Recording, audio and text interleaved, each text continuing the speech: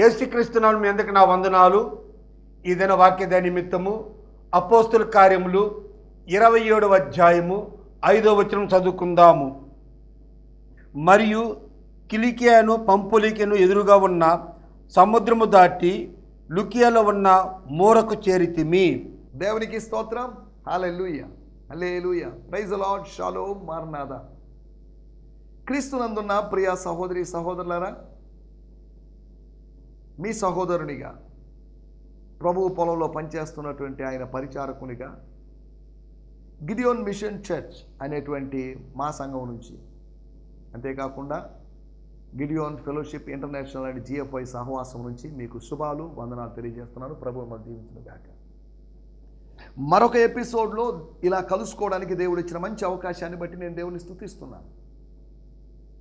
ఇది యెహోవా ఏర్పాటు చేసిన దినము. ఇందులో ఉత్సహించి సంతోషిస్తున్నాను. దినములు చెడ్డవి కావచ్చు, కానీ ఈ చెడ్డ దినాన్ని దేవుడు మన కోసం నిర్ణయించాడని కాదు.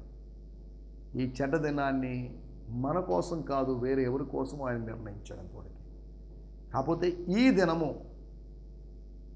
చెడును కూడా మనం మంచిగా తీసుకోవాలని కాదు, మనం మంచినే అనుభవించాలి. మంచి దేవుడి నుంచి మంచి అనుభవిస్తూ మంచి దినాలుగా మార్చుకొని ముందుకు సాగడానికి ప్రభు మనకు సహాయం చేయాలి. దేవుని స్తోత్రం. హల్లెలూయా. ఇప్పటి వరకు ఈ కార్యక్రమాలు చూస్తూ మీరు ఆత్మీయంగా దీవించబడ్డారని నేను భావిస్తున్నాను. ఒకవేళ మీకు ఏమైనా సందేహాలు ఉన్నట్లయితే నేనే సంప్రదించండి. శాంతి టీవీ నెల్లూరు అనేటువంటి ఛానల్, యూట్యూబ్ ఛానల్ ఖచ్చితంగా సబ్స్క్రైబ్ చేసుకోండి. మీలో ఇప్పటికే కొంతమంది సబ్స్క్రైబ్ చేసుకున్నారు. సబ్స్క్రైబ్ చేసుకోవడం సులభమే. బెల్ ఐకాన్ క్లిక్ చేయండి. సబ్స్క్రైబ్ దగ్గర క్లిక్ చేసి బెల్ ఐకాన్స్ క్లిక్ చేస్తే, ఒకవేళ మీరు సబ్స్క్రైబ్ చేసి బెల్ ఐకాన్స్ మీరు ప్రెస్ చేయకపోతే మీకు నోటిఫికేషన్లు వచ్చే అవకాశం లేదు. ఇవి మన సందేశాలు, నేను ఇస్తున్నట్టు సందేశాలు తర్వాత అవి అప్లోడ్ అవుతాయి కనుక ఈ సందేశాలు టెలికాస్ట్ కావడానికి ముందుగా మీకు వినాలి అంటే, లేదా నోటిఫికేషన్ రావాలి అంటే మీరు ఆ బెల్ ఐకాన్ ప్రెస్ చేయాల్సిందే. కాబట్టి మీ సమయాన్ని బట్టి దాన్ని సేవ్ చేసుకొని దాన్ని ఫార్వర్డ్ చేసుకొని మీరు దాన్ని తీరిక సమయంలో, కొద్దిసేపే కాబట్టి 26-27 మినిట్సే కాబట్టి మనం ఎంతో టైం వేస్ట్ చేస్తుంటాం. కాబట్టి దేవుని వాక్యం వినడానికి కాస్త సమయం కేటాయించాల్సిందిగా మిమ్మల్ని ప్రేమపూర్వకంగా కోరుతున్నాను. దేవునికి స్తోత్రం. టీవీ సెట్ల ద్వారా చూస్తున్న వారు చాలామంది స్పందించడం లేదు. ఏం స్పందిస్తాం లేండి ఏంటి. కొంతమంది రిజర్వ్గా ఉంటారు, పెద్దగా ఎవరితో హాయ్ అంటే హాయ్ అన్నట్టుగా ఉంటారు, టచ్ మీ నాట్ అన్నట్టుగా ఉంటారు. కనుక ఎక్కువ మంది స్పందించడం లేదు. టీవీ సెట్ల ద్వారా చూస్తున్న వారిని బట్టి నేను ప్రభు నామాన్ని మయంపరుస్తున్నాను. అలాగని యూట్యూబ్ ద్వారా చూస్తున్న వారిని బట్టి నేను దేవుని నామాన్ని మయంపరచడం, ఎవరిని బట్టి అయినా నేను ప్రభు నామాన్ని మయంపరుస్తున్నాను. కొంతమంది సహోదరి సహోదరులు వాళ్ళ ప్రేయర్ రిక్వెస్ట్లు పంపిస్తున్నారు, అందులో బట్టి నేను దేవుని నామాన్ని మయంపరుస్తున్నాను. ఈ మధ్యకాలంలో కావలి నుంచి, కాళహస్తి నుంచి, అంతేకాకుండా తిరుపతి నుంచి, గూడూరు నుంచి, ఆయా ప్రదేశాల నుంచి కొంతమంది నన్ను కాంటాక్ట్ చేశారు, వేరు ప్రేయర్ రిక్వెస్ట్లు పంపించారు. అందులో బట్టి నేను ప్రభు నామాన్ని మయంపరుస్తున్నాను. మీరు వాట్సాప్ ద్వారా కానీ మీరు నన్ను కాంటాక్ట్ చేసినట్టయితే మీ పేరు, మీ ఊరు, మీ స్థలం ప్రస్తావించి మీ ప్రార్థన అవసరత మీరు చెప్పినట్టయితే మీకోసం మేము ఖచ్చితంగా ప్రార్థన చేస్తాం. ప్రార్థన చేయడం అనేది ఒక స్టెప్ అయితే, రెండో స్టెప్ మీకేమైనా ఆత్మ సంబంధంగా సలహాలు, సూచనలు, ఒక కౌన్సిలింగ్ అవసరమైనట్లయితే మీతో మీరు మాట్లాడుకునే దానికన్నా ఒక బయట వ్యక్తి మీతో మాట్లాడి మీకు కొన్ని గైడెన్స్, సలహాలు, సూచనలు ఇస్తే బాగుంటుందని మీరు భావించినట్లయితే మీరు నన్ను కాంటాక్ట్ చేయొచ్చు. నేను ఒక సాధారణమైన వ్యక్తిని, పెద్ద రెవరెండ్ అనో లేకపోతే డాక్టర్ అనో బిషప్ అనో నేను ఇలా భావించుకోవడం లేదు. నా గురించి ప్రభు కృపను బట్టి 30 సంవత్సరాలుగా పరిచయలో ఉన్నా. నేను 30 సంవత్సరాలుగా రకరకాల ప్రదేశాలకు వెళ్ళడానికి, రకరకాల వందలాది వేలాది మంది దేవుని బిడ్డలను కలుసుకోవడానికి ఈ కేరళ ప్రాంతం నుంచి ఇంచుమించు పంజాబ్, లూధియానా ప్రాంతం వరకు ఉన్నటువంటి వేరు స్థలాలకు వెళ్ళడానికి ప్రభు నాకు సాయం చేశాడు. ప్రభు నా ప్రయాణంలో తోడుగా ఉండి అక్కడ ప్రదేశాలకు తీసుకొని వెళ్ళి అక్కడ ప్రజలను కలుసుకొని అక్కడ పరిచయం చేయడానికి దేవుడు సాయం చేశాడు. కాబట్టి దేవుడు నాకు ఇచ్చినటువంటి అనుభవాన్ని బట్టి మీకు ఆత్మ సంబంధంగా సహకరించగలను, సహాయపడగలను అని నేను భావిస్తున్నాను. అక్కడ మీరు అలా భావించకపోతే, కాంటాక్ట్ చేయకపోతే నో ప్రాబ్లం. నన్ను మీ కుటుంబ సభ్యుడిగా, సహోదరుడిగా భావించి సహకరించాల్సిందిగా మిమ్మల్ని ప్రేమపూర్వకంగా కోరుతున్నాను. సహకరించండి అంటున్నామంటే డబ్బులు పంపించమని కాదు. దేవుడు దీనికి కావలసిన వనరులు ఇస్తూ ఉన్నాడు, ఇచ్చాడు, ఇస్తాడు. ఇంకా నేను దీనికి సంబంధించినటువంటి బకాయిలు కొన్ని ఉన్నాయి, దాన్ని చెల్లించాల్సిన అవసరం ఉంది. మీరు సాధారణంగా మీరు ఎక్కడైనా విచారిస్తే ఒక టీవీ ప్రోగ్రామ్కి ఎంత ఖర్చు అవుతుందనే తెలుసు. దీన్ని టెలికాస్ట్ చేయడానికి లోకల్ కేబుల్ టీవీ వాళ్ళకి అమౌంట్ పే చేయాలి. ఇక్కడ ఒక స్టూడియో మెయింటైన్ చేయడానికి లైటింగ్స్ కావచ్చు, లేకపోతే ఎలక్ట్రిసిటీ కావచ్చు, ఇవన్నీ ఎక్స్పెన్సెస్. ప్రతిదీ ఖర్చుతో కూడుకున్న విషయమే. కానీ ఉచితంగా ఏది జరగాలంటే కష్టమే. రక్షణ అనేది ఉచితం, మిగతావన్నీ వెల చెల్లించాల్సిందే. కాబట్టి ఇక్కడ వెల చెల్లించి నేను ఇక్కడ ఉంటున్నాను, ఇక్కడ మీకు వాక్యం బోధిస్తున్నాను. కాబట్టి ఈ పరిచర్ని మీరు జ్ఞాపకం చేసుకోండి, ప్రార్థన చేయండి. ప్రభువా, గిడియోన్ మిషన్ చర్చ్ ద్వారా టెలికాస్ట్ అవుతున్నటువంటి ఆయన హెచ్చవలసి ఉన్నది అనేటువంటి కార్యక్రమం ఇంకా అనేకులను చేరుకోవాలి, అనేకులకు ఆశీర్వాదకరంగా మార్చండి అని మీరు రోజుకు ఒక్క నిమిషం మీరు ప్రార్థించగలిగినట్లయితే నేను మీకెంతో రుణపడి ఉండగలను అనే సంగతిని గుర్తు చేస్తూ, నిన్నటి ఎపిసోడ్లో మనం కొన్ని విషయాలు ఆలోచించాం. ప్రతి ఎపిసోడ్లో, ప్రతి సందర్భంలో మనం వాక్యంలో కొన్ని విషయాలు ఆలోచిస్తున్నాం. వాక్యములోకి వెళ్ళడం వల్ల మనము కొన్ని ఫలితాలని, ప్రయోజనాల్ని పొందుకుంటున్నాం. ఒక థిక్ ఫారెస్ట్లోకి, అడవిలోకి వెళ్ళినప్పుడు అక్కడి నుంచి కొన్ని వస్తువులు మనం సంపాదించుకోగలం. కొన్ని ఫలములు, లేకపోతే తేనె కావచ్చు, ఇంకేదైనా సేకరించుకునే అవకాశం ఉంది. చిన్నప్పుడు నా బాల్య దినాల్లో మేము సెలవులు వచ్చినప్పుడు, హాలిడేస్ వచ్చినప్పుడు అడవుల్లోకి వెళ్ళిపోయేవాళ్ళం. అడవుల్లోకి వెళ్ళిపోయి మంచి మంచి పండ్లు పోగు చేసుకునే వాళ్ళని తీసుకొచ్చేవాళ్ళం. కలేకాయలని, బిక్కికాయలని, ఊటికాయలని, లేకపోతే బల్జీకాయలని, లేకపోతే ఉసిరికాయలని, ఇలా రకరకాల పట్టణాల్లో దొరకనటువంటి వాటిని ఈ అరణ్యంలో తీసుకొని తింటూ ఎంజాయ్ చేసేవాళ్ళం. నా భౌతికమైన ఆకలిని అరణ్యంలోకి వెళ్ళినంతకాలం కాస్త అలసట ఉన్నప్పటికీ తర్వాత ఈ ఆహార పదార్థాలు తినడం వల్ల, ఆ ప్రశాంతమైనటువంటి వాతావరణంలో ఉండడం వల్ల ఏదో మనసుకు నెమ్మది అనిపించింది. ఎందుకు చెప్తున్నానంటే,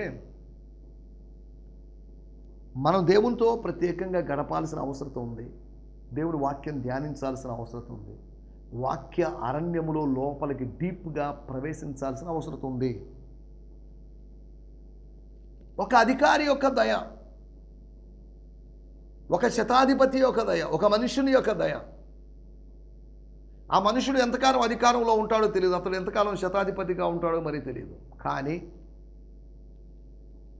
తెలియకుండా అతని యొక్క ఫేవర్ ఇతనికి దొరికింది. తెలియకయే నా జనుల్లో గనులైన వారిని నేను కలుసుకుంటుని అని పరమగీత గ్రంథంలో చూస్తున్నాం. తెలియకుండానే, వితౌట్ నోయింగ్, తెలియకుండానే కొంతమంది దేవదూతలకు ఆతిథ్యం ఇచ్చిరి అని రాయబడింది. వాడు దేవదూతలని ఆతిథ్యం ఇస్తే ఏదో వస్తుందని ఆశించి కాదు, ఆతిథ్యం చేయాలి కాబట్టి చేశారు. ఆతిథ్యం చేయాల్సిన బాధ్యత, ఆతిథ్యం ఇవ్వాల్సినటువంటి ఆ అనుభవం, ఆ ఆత్మీయ లక్షణ స్వభావం ఉంది కాబట్టి వాళ్ళు ఆతిథ్యం ఇచ్చారు. మేము మీకు ఎంత పెట్టామో, ఇంత చేసాం కాబట్టి మాకు ఏదైనా ఇవ్వండి అని కాదు. వాళ్ళు వెళ్తూ వెళ్తూ ఆశీర్వాదం పలికి వెళ్ళారు, ప్రవచనం గుర్తు చేసి వెళ్ళారు, ఆ ప్రవచనం ఇచ్చి వెళ్ళారు. ధ్యానిస్తాం. మరుసటి ఏటికి మేము వచ్చినప్పుడు శారా ఒడిలో, ఇప్పుడు ఖాళీగా ఉన్న ఒడిలో ఒక శిశువు ఉంటాడు, ఒక బిడ్డ ఉంటాడు. ఇప్పుడు గొడ్రాలితనము యొక్క దుఃఖం ఆమెలో ఉండొచ్చు, కానీ త్వరలోనే ఆమెకు సంతానము యొక్క సంతోషం కలుగుతుంది, సంతతి యొక్క సంతోషం కలుగుతుంది అని చెప్పబడిన ప్రవచనం అది. ఆతిథ్యం ఇచ్చారు కాబట్టి ఆశీర్వాదం వచ్చింది. తెలియకుండానే మనం కొన్ని పనులు చేస్తాం, ఆశీర్వాదాలు వస్తాయి. రిబ్కా తాను తెలియకుండానే ఒక కొత్త వ్యక్తికి, అనామకుడైన వ్యక్తికి, పూర్వ పరిచయము లేని వ్యక్తికి నీళ్లు తోడిపోసి వచ్చినందువల్ల వాళ్ళతో ఒక కమిట్మెంట్కి వచ్చి, నేను నీళ్లు తోడిపోస్తే నాకేమిస్తారు, లేదు అంత చాలు, ఇంకా ఏదైనా ఇస్తేనే నేను నీళ్లు తోడి పోయిస్తాను, ప్రతిఫలాన్ని ఏమాత్రం ఆశించకుండా పనిచేసినట్టు రిబ్కా తాను ఊహించినటువంటి ఒక ప్రతిఫలం విస్సాకును పొందుకుంది. దేవుని స్తోత్రం, హల్లెలూయా. ఆ అధికారి దయను మనం ఎలా తెలుసుకోవచ్చు? పౌలు మీద ఒక స్పెషల్ ఫేవర్ చూపించాడు. పౌలు ఏదో బంధువు అని కాదు, పౌలు బంధువు కాదు, అతడు రోమీయుడు, ఇతడు యూదుడు. పౌలుకు రోమా పౌరసత్వం కూడా ఉంది, అది వేరే విషయం. కానీ వాళ్ళు ఎలా కనెక్ట్ అయ్యారు? వాళ్ళ దేవుడు కనెక్ట్ చేశాడు. కొన్ని ప్రత్యేకమైన ఉద్దేశాల కోసం, దేవుని చిత్తం నెరవేర్చడం కోసం దేవుడు మనల్ని కనెక్ట్ చేస్తాడు కొంతమందితో. మీ పక్కింటోళ్ళతోనో, ఎదురింటోళ్ళతోనో, లేకపోతే దూరపోళ్ళతోనో, మీ ఇంటి పేరు కలిగిన వాళ్ళతోనో ఎవరితోనో కనెక్ట్ చేస్తాడు. కొన్ని కనెక్షన్స్ జరుగుతుంటాయి భూలోకంలో, దేవుడు కలుపుతుంటాడు. పౌలును బర్నబానే కలిపాడు. పర్పస్ ఏంటి? సేవ. మనం సేవ నిమిత్తం, రాజ్య వ్యాప్తి నిమిత్తం కలుసుకోవాల్సిన అవసరం ఉంది, కనెక్ట్ కావాల్సిన అవసరం. ఇంకా చాలామంది అటు ఇటు కనెక్ట్ కావాలి. ఇన్నర్ కనెక్షన్స్, ఇంటర్ కనెక్షన్స్ జరగాల్సిన అవసరం ఉంది. కమ్యూనికేషన్స్ జరగాల్సిన అవసరం ఉంది. దేవుని స్తోత్రం. అతనికి అవకాశం కల్పించాడు కనుక అతను దయామయుడు, దయగలిగిన హృదయం కలిగిన వాడు అని కాదు దాని యొక్క ఉద్దేశం. అతను దుర్మార్గుడు కావచ్చేమో, అతను దుర్మార్గుడని నేను అనలేదు. ఒక వ్యక్తి దుర్మార్గుడు అయినప్పటికీ కూడా అతను దయ ఉండొచ్చు. ఒకతను కోపిష్టి అయినప్పటికీ కూడా అతనిలో శాంత స్వభావం ఉండొచ్చు. ఒకతనిలో పగ తీర్చుకునే స్వభావం ఉన్నప్పటికీ అతనిలో ప్రేమ ఉండొచ్చు. 100కి 100 పగ ఉండకపోవచ్చు, 100కి 100 కోపం ఉండకపోవచ్చు. ఒక రోమన్ అధికారి 100 మందికి సైనికుల మీద అధికారి ఒక స్పెషల్ టాస్క్, ప్రత్యేకమైన బాధ్యత తీసుకొని ఖైదీలను అక్కడికి తీసుకుని వెళ్తున్నాడు. ఇటువంటి సందర్భంలో ఒక ఖైదీ మీద ఆయన కనికరం కలిగింది. భూమి మీద లక్షలాది మంది ప్రజలు ఉన్నప్పుడు నోవహు ఇంటి వారి మీద దేవుడు ప్రత్యేక దృష్టిని పెట్టాడు, ఫోకస్ పెట్టాడు. Divine focus. అది అలా ఎందుకు జరిగిందో మనకు తెలియదు. ఇది ఒక మర్మం. దేవుడు ఎందుకు అతన్నే పిక్ చేసుకున్నాడు? ఆదామునో, లేకపోతే నోవహునో, లేకపోతే అబ్రహామునో, ఆయన యొక్క ఆ పిలుపు, ఆయన యొక్క ఏర్పాటు, his election and his choosing, ఆయన యొక్క ప్రీ డెస్టినేషన్, ఇవన్నీ మర్మాలు. సరే, మనం దాంట్లోకి వెళ్ళలేదు. ఒకటి అవకాశం కల్పించాడని, రెండోది వాళ్ళు ప్రార్థించారు. వాళ్ళు ప్రార్థించడానికి పౌలు గారి ప్రేరణ లేకపోతే ఇన్ఫ్లుయెన్స్ అనడంలో ఎటువంటి సందేహం లేదు. పౌలు ప్రార్థించుంటాడు. పౌలు ప్రార్థించాడని అక్కడ రాయలేదు. వాళ్ళందరూ కలిసి డే లైట్ కోసం ప్రార్థన చేశారు. మాకు వెలుగు కావాలి. ఇప్పుడు ఈ ఓడలో అలుముకున్నటువంటి చీకటి, జీవిత నావలో అలుముకున్నటువంటి చీకటి, చీకట్లో కాపురం చేయడం, చీకట్లో ఉండడం, చీకట్లో నడవడం కష్టమే. చీకట్లో ఉన్నప్పుడు గుడ్డోళ్ళలాగా ఉంటాం, వెలుగులో ఉన్నప్పుడు చూపు కలిగిన వాళ్ళలాగా ఉంటాం. వెలుగు యొక్క అవసరత ఎంతైనా మనిషికి ఉంది, భౌతికంగాను ఆత్మీయంగాను. అతడు అనుసరించాడు, పౌలు యొక్క ఆత్మీయ మాదిరిని అనుసరించాడు. మూడోది, అతడు అంగీకరించాడు. ఆయన చెప్పాడు. ఇంతకుముందు 11వ వచనంలో గమనిస్తే, శతాధిపతి పౌలు చెప్పింది నమ్మక ఓడ యజమానుడును లేదా నావికుడు ప్లస్ ఓడ యజమానుడు చెప్పిందని నమ్మారు. వాళ్ళిద్దరూ చెప్పిన విషయాలు ఒకే విషయం చెప్పినట్టున్నారు. పౌలు చెప్పిన దానికి వ్యతిరేకమైన విషయాన్ని చెప్పారు, దాన్ని నమ్మాడు. పౌలు అనే ఒకతని నమ్మక ఇద్దరు మనుషులు నమ్మాడు. ఒక్క మనిషి, ఒక ఆత్మీయ మనిషిని నమ్మకుండా ఇద్దరు శరీర సంబంధమైన మనుషులను నమ్మినట్టు వ్యక్తిగా మనం శతాధిపతిని చూడవచ్చు. కానీ ఇక్కడ ఆ రోజు అతన్ని నమ్మకపోవడం వల్ల, అతన్ని యాక్సెప్ట్ చేయకపోవడం వల్ల, అతని థాట్ని యాక్సెప్ట్ చేయకపోవడం వల్ల ఇప్పుడు ఇంత నష్టానికి, అనర్థానికి గురయ్యాం. కాబట్టి ఇప్పటికైనా ఈయన మాట వినాలి, ఈయన మాటకు లోబడాలి, ఈయన ఏదో సంథింగ్ చెప్తున్నాడు అని భావించి అతన్ని అంగీకరించాడు. He accepted. అతని యొక్క క్రియను, అతని యొక్క చర్యను యాక్సెప్ట్ చేశాడు.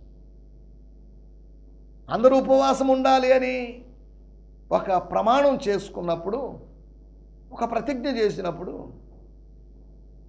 ఇది విననటువంటి, ఇది తెలుసుకొని జోనాతాను అడవిలో తనకు కనిపించినటువంటి నేల మీద పడినటువంటి తేనె తుట్టులోంచి జారిపడినటువంటి తేనెని తీసుకొని రుచి చూడడం ఆరంభించాడు. అతని కనులు తెరవబడ్డాయి. అందరి కనులు మోయబడ్డాయి, కానీ యోనాతాను కనులు మాత్రం తెరవబడ్డాయి. ఆత్మ సంబంధమైన తేనెను గ్రహించేవాడు, ఆత్మలో తేనె లాంటి వాక్యాన్ని ప్రత్యక్షతను స్వీకరించేవాడి కనులు మెరుస్తాయి, ప్రకాశిస్తాయి. మోషే ముఖం మెరిచింది, ఓకే, కానీ యోనాతాను కనులు ప్రకాశించాయి. ముఖములో మెరుపు, కళ్ళలో మెరుపు, ఒక వెలుతురు, ఒక వెలుగు లోపల ఉండాల్సిన దానికి ప్రతిబింబంగా రిఫ్లెక్షన్ లాగా ఈ ముఖములోని వెలుగు కంట్లో వెలుగు కనిపిస్తుంది. సరే, దేవుని స్తోత్రం, హల్లెలూయా. తర్వాత 4వది, అతడు ఆలోచించాడు, కన్సిడర్ చేశాడు, ఆలోచించాడు. ఇతను మిగతా ఖైదీల్లాగా చంపబడడానికి వీల్లేదు. అయినా ఖైదీలను చంపడం ఏంటి? ఖైదీలందరూ తీసుకొని పోయి కైసర్ ఎదుట నిలబెట్టాలి, కానీ మనం మధ్యలో చంపడం ఏంటి? లేదండి, ప్రాబ్లమ్స్ ఇలా ఉన్నాయి, వాళ్ళ భోజనం పెట్టలేని పరిస్థితి, ఇప్పటికే సరుకులు కావలసినంత ఎత్తి వేసేసాం కదా, అందుకని మేము చంపాము అని సమర్థించుకునే అవకాశం ఎందుకు ఉండాలి? ఎందుకు సమర్థించుకోవాలి? ఎందుకు సంహరించాలి? ఎందుకు సమర్థించాలి? కాబట్టి సేవకుడైనటువంటి సౌలుని, పౌలుని బతికిద్దాం అని అతని గురించి పాజిటివ్గా ఆలోచించాడు. మన గురించి నెగిటివ్గా ఆలోచించే వాళ్ళు ఉంటారు, కానీ పాజిటివ్గా ఆలోచించేటట్టు కొంతమందిని దేవుడు ఏర్పాటు చేస్తాడు అనే సంగతిని గుర్తు చేస్తూ, ఈ సమయంలో రండి, ఈ దినముకై ఏర్పాటు చేయబడిన లేఖన భాగం అపోస్తుల కార్యములు 27వ అధ్యాయము 5వ వచనం. Book of acts 27 chapter verse 5. మరియు కిలికీయులు పంపులీయులు ఎదురుగా ఉన్న సముద్రము దాటి లుకియాలో ఉన్న మూరకు చేరుతుంది. దేవుని స్తోత్రం. మరియు అదే నడిపించబడిన తర్వాత కుప్రా చాటున ఓడను నడిపించాం. కుప్రకు వచ్చాం, సైప్రస్ దీవికి వచ్చాం. ఆ తర్వాత స్టెప్ నెక్స్ట్ మజిలీ అక్కడ రాయబడింది. కిలికియకును, సిలిసియా అండ్ పంపులియాని గురించి నేను చెప్పినప్పుడు గత ఎపిసోడ్లో చెప్పాను. మార్క్ గారు పరిచర్య చేయకుండా పంపులియాలో పరిచర్య చేయడానికి భయపడి పారిపోయిన స్థలం అది. అక్కడ రాయబడిన మాట, దానికి ఎదురుగా ఉన్నటువంటి సముద్రము దాటి లుకియా అనగా లైసియా అని రాయబడింది ఉన్న మోరకు చేరితిమి. ఒక మోర దూరం అని కాదు, ఒక మోర గ్యాప్ అని కాదు, డిస్టెన్స్ అని కాదు, మైరా అనేటువంటి ప్రదేశానికి మేము చేరాం. దేవుని స్తోత్రం. ఓడను నడిపించాం, తర్వాత చేరాం, దేవుడు మమ్మల్ని దాటించాడు, మేము తప్పించుకున్నాం. రకరకాల అనుభవాలు ఉన్నాయి. ఇక్కడ రాయబడిన మాటలు ఏంటంటే, కిలికియకును పంపులియకును ఎదురుగా ఉన్న సముద్రం. ఇదేం సముద్రం ఇది? ఇంగ్లీష్లో రాయబడింది the sea of Cilicia and Pamphylia, అనగా పంపులియా మరియు కిలికియాల సముద్రము అని రాయబడింది. అంటే ఏం సముద్రం ఇది? ఈ సముద్రాన్ని గురించి మనం ఆలోచిస్తే ఇది మధ్యధరా సముద్రము, మెడిటరేనియన్ సీ. మధ్యధరా సముద్రం యొక్క తూర్పు భాగాన్ని ఉద్దేశించి ఇక్కడ చెప్పబడింది. మన భౌగోళిక విషయాలన్నీ చెప్పడం కాదు, చారిత్రక విషయాలు చెప్పడం కాదు నా మాటల యొక్క ఉద్దేశం. మనం అక్కడ చదువుకున్నట్టు మాటలు వాడుక భాషలో కూడా చదువుకుందాం. మన మూలవాక్యం కనుక 27వ అధ్యాయము 5వ వచనం. After sailing across the open see of Cilicia, open see and Pamphylia, we docked at the port of Myra in Lycia. దేవుని స్తోత్రం. వాడుక భాషలో ఏమో చదువుకుందాం. 5వ వచనం. కిలికియా పంపులియా దగ్గర ఉన్న సముద్రం మీద ప్రయాణం చేస్తూ లుకియా ప్రాంతంలో ఉన్న మూర అనే పట్టణాన్ని చేరుకున్నాము. దేవుని స్తోత్రం, హల్లెలూయా. ద్వీపంలో నుంచి పట్టణానికి వచ్చేసారు. దేవుని స్తోత్రం, హల్లెలూయా. కుప్రా అనేటువంటి ద్వీపం నుంచి ఇప్పుడు ఒక పట్టణానికి వచ్చారు. సరే, ఏదేమన్నప్పటికీ మూరా అనేటువంటి పట్టణానికి వచ్చారు. ఇక్కడ సముద్రమును దాటి అనే దాని గురించి నేను కొద్దిగా ఆలోచించాను.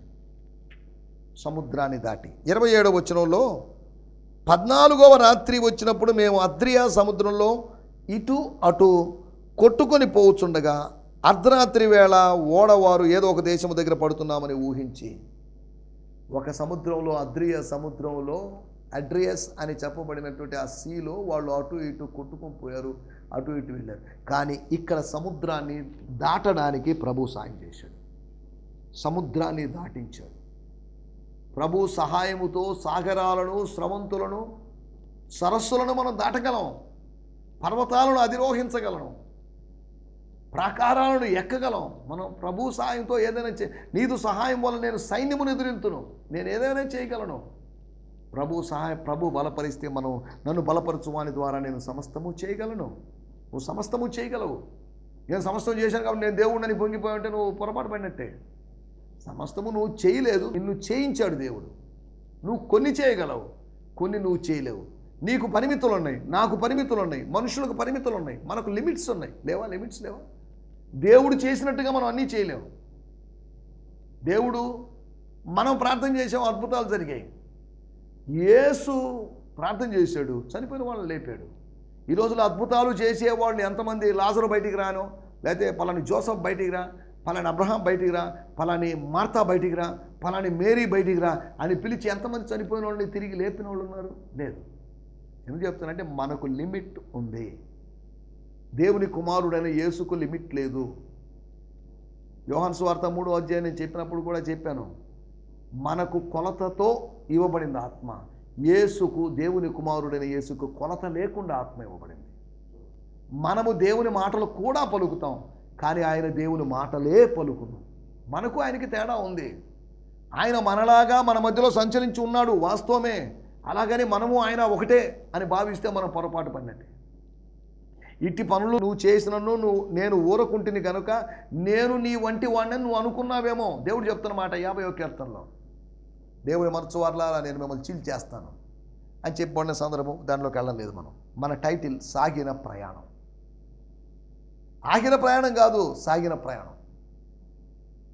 మన ముందు ఎన్ని సముద్రాలు వచ్చినా, మన ముందు ఏమో అడ్డంకులు వచ్చినా, మన ముందు ఎరికోలైనా ఎర్ర సముద్రాలైనా, మన ముందు యోర్దానులైనా ఏమొచ్చినా కానీ మనం సాగిపోతాం. ఇవేవి మనల్ని ఆపలేవు. సముద్రమైన, ఎర్ర సముద్రమైనా, యోర్దాను నదైనా, ఎరికో అయినా మనల్ని ఆపే అవకాశం లేదు. అవి అక్కడే నిలిచిపోతాయి, కానీ మనం ముందుకు సాగిపోతాం.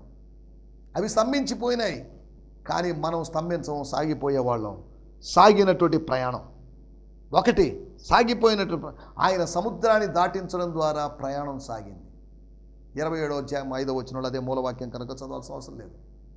సముద్రాన్ని దాటించాడు. స్తోత్రం, హల్లెలూయా. నిన్ను దాటించగలడు. స్తోత్రం, హల్లెలూయా. రెండో విషయాన్ని నేను మీకు జ్ఞాపకం చేస్తాను. మత్తయి సువార్త 8వ అధ్యాయం 26వ వచనంలో మనం గమనించినట్లయితే, అల్ప విశ్వాసులైన నా శిష్యులారా, అల్ప విశ్వాసులుగా ఉండి అల్ప విశ్వాసంలో జీవిస్తున్నాను వెంబడిస్తున్న వారులారా, విశ్వాసమునకు కర్తయ్య ఉన్న దాన్ని కొనసాగించువాడైనా నా యొక్క అనుచరులైనటువంటి మీరు, అల్ప విశ్వాసులు మీరు, అధిక విశ్వాసులు కాదు, చాలా తక్కువ విశ్వాసం, లో ఫెయిత్, లో బ్యాటరీ అన్నట్టుగా లో ఫెయిత్లో ఉన్నటువంటి వారులారా, మీరు ఎందుకు భయపడుతున్నారు? అసలు ఏంటిదంతా? Why you are worrying, why you are crying, why you are shouting, what is this nonsense అన్నట్టుగా ప్రభు మాట్లాడాడు. ఏమైంది మీకు? మీ విశ్వాసం ఎక్కడ? 8వ అధ్యాయం 26వ వచనం మనం గమనించినట్లయితే, లేచి గాలిని సముద్రమును గద్దింపగా there was great peace, there was a great calm on the sea. ఆ సముద్రం మీద సముద్రాన్ని శాంతపరిచాడు, పొంగుతున్న సముద్రాన్ని అణిచాడు. ఆ గాలి చేత, యోహాను సువార్త 6వ అధ్యాయంలో రాయబడింది, గాలి చేత సముద్రం పొంగుచుండెను. పాలు పొంగినట్లుగా సముద్రం పొంగింది. పొంగుతున్న సముద్రాన్ని అణిచివేయగలిగిన వాడు. పొంగుతున్న సముద్రాన్ని అణిచివేయడం మన వల్ల కాదు. పాలు పొంగి ఆ గిన్నెలోంచి పడిపోకుండా ఉన్నప్పుడు, ఆ గిన్నెలో పెద్ద గంటి పెట్టినప్పుడు, గరిటె ఉంచినప్పుడు పాలు పొంగడం అనేది అక్కడితో ఆగిపోతుంది. కానీ సముద్రపు పొంగును అణచడానికి అటువంటి ప్రయత్నాలు మనం చేయలేము. సముద్రపు పొంగును అణచడానికి సృష్టికర్తకు మాత్రమే సామర్థ్యం ఉన్నది. రెండో విషయం, ఆయన సముద్రాన్ని శాంతపరిచాడు. తన శిష్యుల కోసం సముద్రాన్ని శాంతపరిచి సముద్రాన్ని దాటించాడు. ఒకటి, సాగిన ప్రయాణంలో భాగంగా ప్రయాణం సాగాలంటే సముద్రం దాటాలి, ప్రయాణం సాగాలంటే సముద్రాన్ని శాంతపరచాలి. మూడో విషయాన్ని నేను మీకు జ్ఞాపకం చేస్తాను.